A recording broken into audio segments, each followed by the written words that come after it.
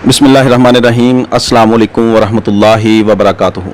मैं हूं Homi herbalist doctor Mohammad Mukhtar Qadri और आप देख रहे हैं मेरा यूट्यूब चैनल। नाज़रीन कराम, आज हमारे पास एक पेशेंट जो काफ़ी अरसा से मेरे पास इलाज करवा रहे हैं और अल्हम्दुलिल्लाह अब ये बिल्कुल ठीक हैं। आज मैंने कोशिश की है कि उनसे थोड़ा सा इंटरव्यू लें कि उनको क्या मसला था, क्या उनकी प्रॉब्लम थी और अब वो कैसे हैं और उनकी तबीयत कैसी है। तो चलें नाज़रीन कराम, अब उनसे गुफ्तगू करते हैं।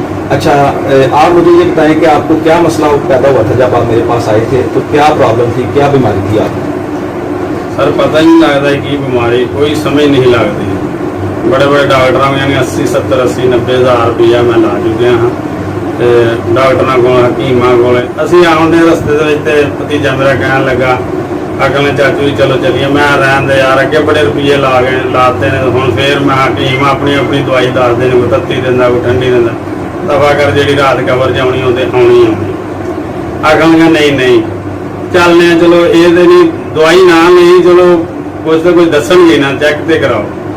असी इंशाअल्लाह अल्लाह का नाम लैके तुर पे इधर आए तो तुहाडे कोल आंदे सर पहले यही मैं कहा कि मैं डॉक्टर हकीम साहब मैं दवाई नहीं चलैनी क्या सी कि नहीं। जी जी बिल्कुल इस तरह गया मैं दवाई नहीं लैनी। तुसें आख्या जी बिस्मिल्ला कोई ना दवाई लिया जी, तो माशाअल्लाह 6 महीने बगैर दवाई तो यानी कि साडा सर्कल चलिया। जी जी बिल्कुल मशवरे नाल। ते तुहां मैनूं यानी कि एक टैलीफोन का नंबर दिता है, टैलीफोन से पुछते रहे हकीम साहब भी ए खानी चीज़ ये नहीं खानी, ए पीना ये नहीं पीना। 6 महीने दवाई नहीं ली।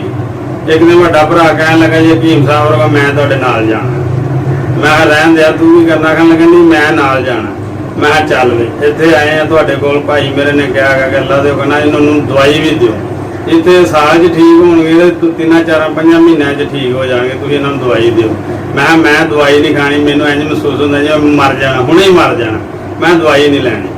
तुहां कहने जी नहीं दवाई वेहने होने पर तुसीं की हुंदा तुहानूं, तुहां एक पूड़ी मैनू बना के दित्ती वो मैं खाधी, मैनू तुसीं 10 15 20 मिनट कोल बिठाया, कहणगे इत्थे बह जा दवाई खा के सानूं दसी दिन हुंदा की।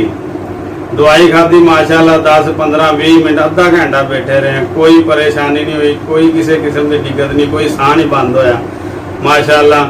अज हकीम साहब दवाई छडांदे ने, मैं छड्डदा कोई नहीं है। अज भी तुहाडे सामने जिंदा मिसाल है, नहीं तो मैं तो इंज हो गया अज गया कल गया। अच्छा, तुहाडा वजन कितना कम हो गया सी? वजन माशाअल्लाह मेरा जदों अपना पहले मैं तंदुरुस्त हाँ उदों मेरा वजन सी अल्लाह के हुक्म नाल कोई 85 किलो। ठीक है, जो मैं बीमार होया तो उस तो बाद मेरा वजन डेली डेली यानी दिन पर दिन घटता घटता है तो मेरा वजन रह गया 38 किलो। जिस दिन मैं पहले दिन तुहाडे कोल आया ना 38 किलो मेरा वजन रह गया। जिस दिन तुसां इत्थे मैनूं वजन भी किया मेरा 38 किलो दी, तो माशाअल्लाह 6 महीने जो मैं तुहाडे कोल यानी कि एक गज़ाई इलाज कीता। हाँ जी, इस तरह यानी बगैर दवाई तो अल्लाह के हुक्म 40 तो उत्ते मैं टप्पन शुरू हो गया। अज अल्लाह के हुक्म नाल मेरा वजन जिहड़ा है ना 80 के नेड़े फिर लगा। इंशाअल्लाह 80 के अंदर उत्ते ही होवांगे, थल्ले नहीं है माशाअल्लाह। भुख वगैरह ठीक है, मेदा ठीक काम कर रहा है, जिगर ठीक काम कर रहा है, भुख भी लगदी है, रोटी भी है। हुण ईद आई सी माशाअल्लाह। अच्छा मैनूं ये दसो तुसीं हुण मेडिसिन जिहड़ी है वो तुसीं बकायदा खाण दे हो या कदी कदी खा लैंदे हो?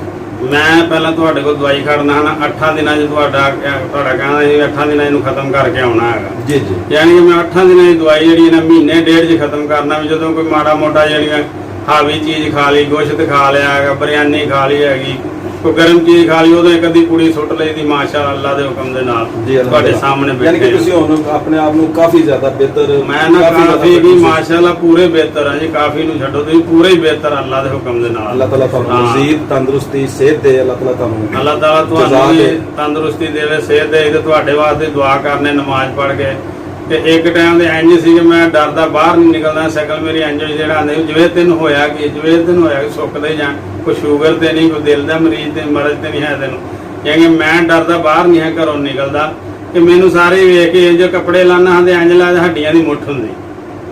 अज माशाअल्लाह कपड़े मेरे दोबारा ला के वेख लो, मैं उस तरह फिटिया पे अल्लाह के हुक्म दे नाल तुहाडी दुआ। अल्लाह ताला इज़्ज़त पाक तुहानूं मज़ीद शिफा दे। अच्छा नाज़रीन कराम, ये जो दोस्त हैं ये मेरे पास काफ़ी अर्सा पहले तशरीफ़ लाए थे और जो उन्होंने अपनी ज़बानी आपको बता दिया कि उनकी कैसी पहले तबीयत थी اور الحمدللہ اب یہ کافی زیادہ بہتر ہیں, کافی فٹ ہیں.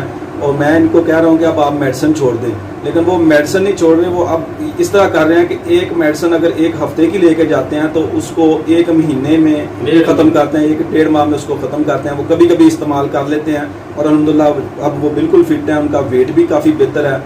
تو الحمدللہ یہ کافی زیادہ بہتر ہیں. تو یہ ناظرین کرام, یہ ایسا پیشنٹ ہے کہ یہ سب جب میرے پاس آئے تھے تو یہ میڈیسن نہیں لینا پسند کر رہے تھے.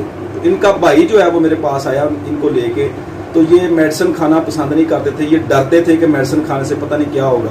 تو الحمدللہ ہم نے ان کا علاج بالغذا طب مفرد غذا کے مطابق 6 ماہ تک یہ غذا ہی ہم سے جو بتاتا رہا ہوں میں ان کو غذا, یہ اسی پر چلتے رہے ہیں اور الحمدللہ یہ اس سے ٹھیک ہو گئے. اور اب بعد میں انہوں نے میڈیسن شروع کی, اس سے الحمدللہ یہ کافی زیادہ بہتر ہو گیا اور الحمدللہ یہ بالکل مکمل صحت یاب ہیں. یہ ان سے میں ان کی ایج جاننا چاہتا ہوں آپ کے سامنے کہ ان کی عمر اس وقت کتنی ہے.